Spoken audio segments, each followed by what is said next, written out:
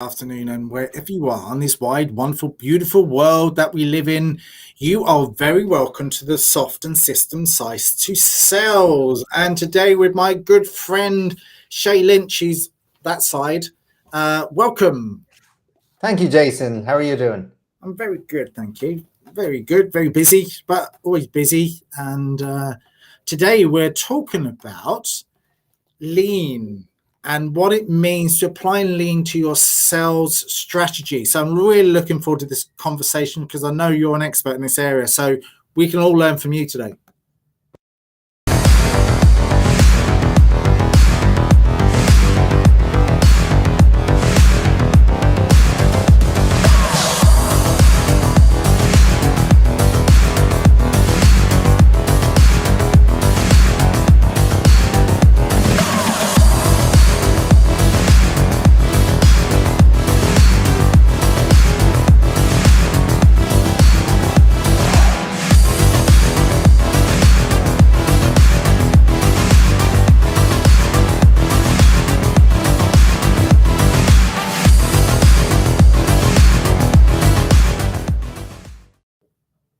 Welcome back. So yeah, we're going to be talking about applying lean approach to your selling strategy. So always every week we talk about something slightly different to the selling process, and today is just one of those, and this is version one of a whole flurry of other conversations that will spiral out of this over the next coming weeks.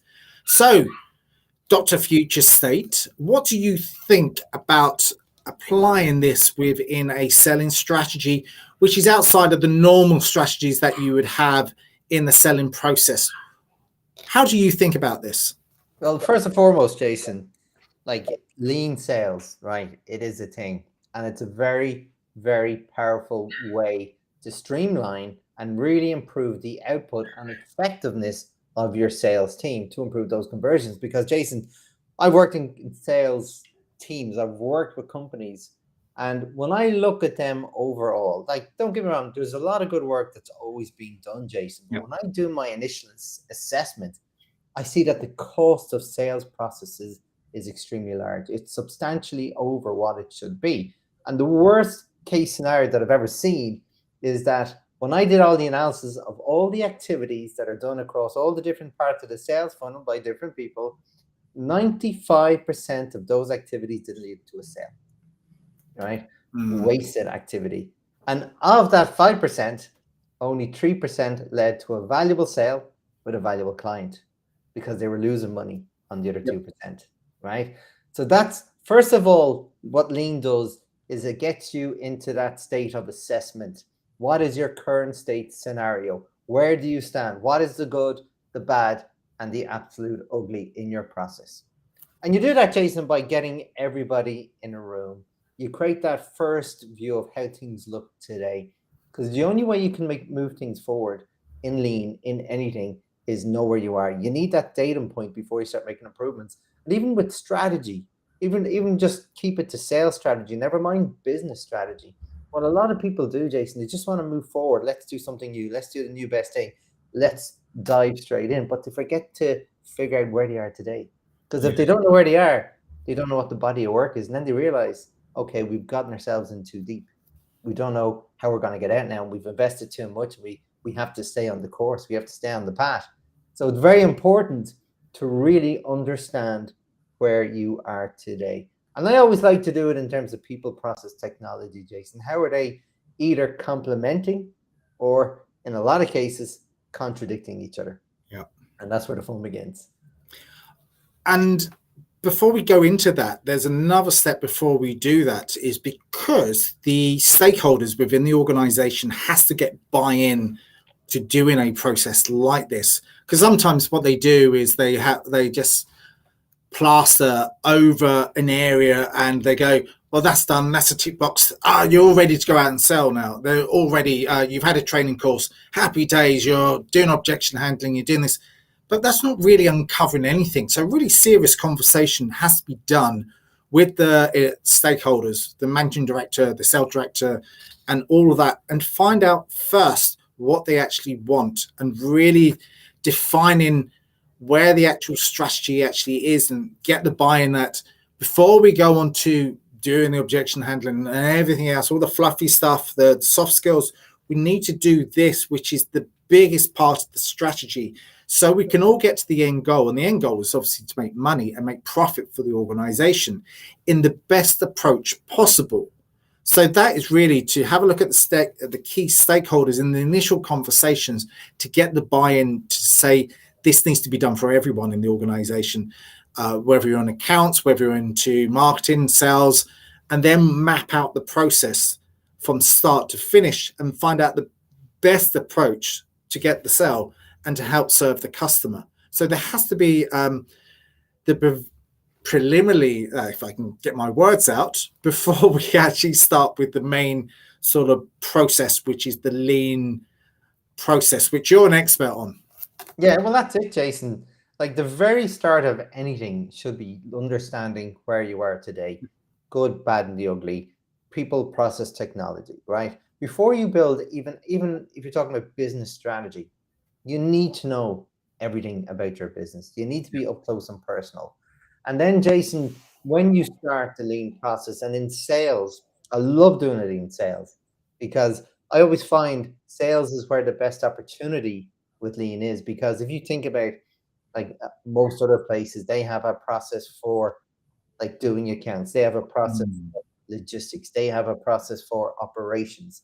But in sales, it seems to be the sales rep has their own process, which is different than other processes done by other people. It's all very individual.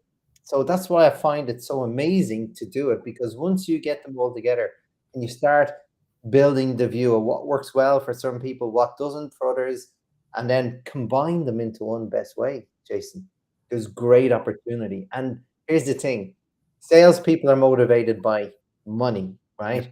They can be challenging to get the buy-in. You talked about that, the buy-in in the beginning, until you can equate it to money and then prove it. It's not always easy in the beginning, but once you start looking at that and building that view, they'll adopt it immediately. And it's amazing to see. Once you find that sweet spot, and just to give you an example, Jason, I've mentioned this example a few times on our session, when we were mapping out the process for like a client down in West Cork, west of Ireland, we started looking at the process. So normally with lean, you'd probably want to say, well, I want to take out the non-value adding steps. And that's part of the process. But we invite, you said a good word there, stakeholders. I always invite other stakeholders to these sessions that are not just the sales. I like to have other perspectives, other point of view, people asking the questions that the salespeople wouldn't because they're too close to it. But we invited the quality manager. And he just said as a comment, as a joke, anytime I'm involved in the sale process, you get a sale. And he was making a joke as if I'm your best salesperson, right? But here's the thing, Jason, that was a really good comment. But then that triggered us to actually gather some data. And he was correct. Of all the times, like because this was a pharmaceutical ingredients company that sold pharmaceutical ingredients to the pharmaceutical companies. When they proved that anytime he was involved in the sale, they got a sale. So guess what we did? We put a new step in to say, well, instead of the salesperson trying to get a new client and a new piece of work, first goal was just to get a meeting between their quality manager and our quality manager. And guess what? When that meeting went well, because quality people talk quality jargon, they have this quality bonding, right? When that goes really well, guess what? The sale was much easier because it's a softer sell. A lot of the hard work, the role for the salesperson was easier because they only had to get a meeting. That was the number one goal, not to get the sale. And then it was easier after because they know there was good feedback from the meeting between the quality managers. Their job was easier. And then we talked about, well, let's just do a pilot study. Let's just do something small to prove, to see, can we deliver on your requirements? And that was the foot in the door. And then they built big customers from there. So by adding an extra valuable step in, we got a sale. And that was through analyzing the process, Jason. And that's what lean does. And we always talk about there's two things in lean that are really important. Number one is to make sure you do things better. So whatever you're doing today, whatever that process is, you cut out all the waste. You take out the non-necessary, non-value, like wasteful activities to make it tighter and improve the quality. So that's always step one. Do things better. Make the best of what you have today. And that's where the best ideas actually come from, isn't it? Like getting everyone into the room. And if you have a big whiteboard, big screen, everyone has post-it notes, and then maybe get an accountant with a salesperson and marketing in a little group, because they all have different ways of using their brains, and get them to map it out, and then get them to share the idea on a board. That's where a little bit of design thinking actually can come in. But share the ideas from 3 different brains, and you have all the 3 different brains around the room to map out the process, and then present it, and then get everyone else to present it, and then just see the direct correlation between every single idea and go, well, there's got to be a good idea in here somewhere. What can we do which is efficient, flexible, but allows for a different way of thinking how we can approach the sale? And as you suggested, is that extra step, which is one of those steps that you even have the delivery guys going in and delivering stuff, and they actually speak to the receptionist and they find out different things, and they can actually advise, and they can actually do something on the softer area of doing it. And like they can find out a lot more research behind the business because they're actually delivering the goods, if it's physical goods. And I know I worked with a company a while back, and that's exactly the approach that was offered in correlation to everything else with the direct sales and all of that. But that face-to-face, seeing the company delivering the goods, makes a huge difference to how they can approach the sale in a different way, which is a softer approach, and everything else can be handed over. Well, that's exactly it, Jason. And the best idea is that's what the value of getting everyone in a room, right, and having other stakeholders involved is there's different types of creativity going on. So as I said, Jason, the first thing you do is do that current state analysis and talk about all the pain points all the way through. Because here's the thing, Jason, straight away, the improvements become very clear. And here's the thing, I don't need to do anything, because once somebody that's upstream sees that they do something that causes something negatively downstream to someone else, they go, I'm really sorry, I didn't realize that information wasn't presented in the right way, or you needed another SKU. I didn't realize you had to do that yourself. I can do that very quickly while I'm doing this. They start helping each other. I don't even have to do anything, Jason. It's amazing to see this happening. And here's the thing, going back to the sales example, when we, like, as I said, this particular group of people, very independent, and I'm going to use the word, some of them egotistical salespeople, the typical my way is better than your way, I'm really good at this job, right? That type of thing. And they didn't really talk to anyone else. They kept all their secrets to themselves. But once they discovered that sharing the knowledge made better for them, it was amazing. But the best thing about it, Jason, you want to see these salespeople help this quality manager become really good at communicating, taking time out of their day to show how to talk to people outside the business, help them. And it was amazing. I didn't even have to do any of that, Jason. That's why when you get that sweet spot with salespeople and they see the value, they'll do the rest of the work. Yeah. Once they see the value, that's it. Once that and that's it. They've got them then, and get them all involved. And I think we spoke about this briefly last week. Then we have to have a look at the structure of how commission is correlated throughout the organization. Like, I know many years ago that if my telesales would make me, if I was going out there finding leads and doing it, I would actually give a bonus back to the telesales as an example, just so they feel more motivated and inclined to actually do more work for you. So there's got to be a system and approach there to make everyone feel valued. If you can, the accountants and whoever else don't actually get commission, but wouldn't it be nice if they got something based on the sale that was made from you as the accountant, or from you as the whatever, that helped within the process to make the sale? Because then it gets shared around the organization and everyone feels good and everyone's motivated to do in the same direction going forward. That's it, Jason. That's it. Everybody should win in some way, right? It doesn't always have to be monetary, and there's many arguments for and against why you would and wouldn't use it, right? So there's many, but you're absolutely right. And what you said, Jason, is very true. So when you, believe it or not, and I've done this in all the detail, right? I've created an end-to-end sales process, right? So most people, when we talk about the sales process, okay, it's just the activities of the people within the sales team. No, right? What happens before the sales process? You've got lead generation, you've got marketing, you've got all these things to create that awareness, to generate those leads so you can actually do sales, right? Or do sales process, right? Talk to people. Guess what? Then when you get the sale, Jason, what are all the other processes that triggers? You've got onboarding, you've got other teams, operations, service delivery, accounts, everything. So there's so many. You're all part of the one chain. You're all part of the same process, just at different stages of it, Jason. So it makes sense to have that cross-functional excellence and shared values, shared rewards for shared gains and shared wins. So it is, and it's very important to build that structure. So when you need help, when you need someone in another team to help you, they're motivated to help you to get it done quickly, because it's going to be at the best interest of the client. Because otherwise, I mentioned, like so many times when you have people, process, technology, they don't always complement, they contradict and stop flow, which in turn impacts customer experience. So what I'm thinking of in there is consistency. So consistency. Standardization is the word I use. Yes. That's a good way of doing it. Yeah, you're absolutely right.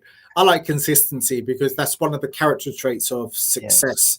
And if you're consistent with the process and not let it slide, because you're not there all day, every day, helping them do the product and sell the product.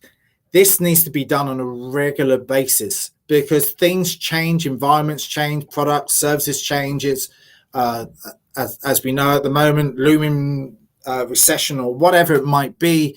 So I would think that this process is a regular thing, that there needs to be adapted and constant adaptation with it, because we all come up with different ideas all the time. Why not share it with the groups and let's do this on a monthly basis? And if the system is working, brilliant. But how can we maintain that to be the next month, the next 3 months, the next 6 months, the next year? So it's continually doing it and everyone is still involved in that process to make it a motivational success for the whole organization. So everyone's congruent. Yeah. But that's it. Yeah, but that's it, Jason. That's what I call building predictability into the process, right? So you said consistency. I talk about creating the one best way, right? That's like a standard. That would be the engineering term for it, but you wouldn't be using that in salespeople. But I talk about the one best way, one best approach. Everyone should do that, because once you have a consistent way that everybody uses, Jason, then you can measure. And when you can measure, you can see what's working, what's not. What do I need to do differently next time? And again, I know we're running up in time soon, Jason, but what we're talking about today is the value of doing things better and then doing better things. But the way you use lean on the ground, you use it to improve the sales funnel process, the steps within the communication, the cross communication.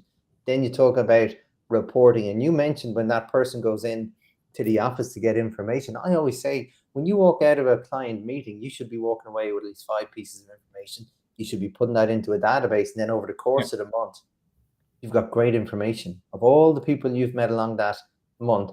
What worked well, what didn't? What are the 5 reasons people didn't buy from you? What were the 5 reasons they did? How can you change your message and your service next month to make it easier, to remove that resistance factors to buy? Amazon do this really well. When you buy something, they talk about, well, people also bought these things. That's a really good idea. I might buy that too. Remove those resistance. And that's where lean is based on data, and lean is based on value from the customer's perspective, customer experience. And people forget that, Jason, about lean. People think lean is just internally making things more efficient, cutting corners sometimes. It has a dirty word, but lean is all about understanding value from the customer's perspective. And when you put your perspective, and we talk about putting yourself in your customer's shoes, and look inwards, then you define the value steps and processes that you need to do to get there. Yeah, I think it's to do with less friction along the way. The terminology from neuroscience is called friction or frictionless. So you can get that, but salespeople can be quite lazy at times. So you have to make the process for them and they have to adapt it. And it's all about change from where they were to where they're going to, and how they can, as long as they can see the rewards keep coming in, they'll be happy. The salespeople will be happy, and the rest of the organization will be happy because they're making profit. And that's what business is all about: making money, making profit, having value, customers that keep coming back to you because you're an exceptional with your organization, and that's all part and parcel of it. So we reached again our witching hour.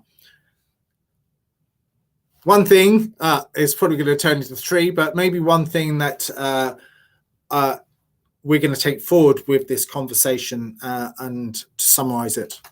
Well, number one, Jason, is because this is the number one session when it comes to lean sales, because I know we're going to do a deeper dive into different elements of how you can apply lean to different parts of the sales team and operating model, right? Number one is know what you're doing today. Understand it, all the steps, map it out, the good, the bad, and the very ugly. Know the warts and all. Know everything intimately about how things are working today. That is number one, Jason. And I'll save number two because that's the conversation for next week. Absolutely. I would just say show a little bit of vulnerability along this and show a bit of compassion with it. But we're at the end of this. Thank you once again, Shay Lynch, my good friend. And every week we will be discussing different processes. But next week, we'll be discussing Lean Part 2. So we look forward to seeing you next week. Have a wonderful week, everyone. Thank you all. Thanks, Jason.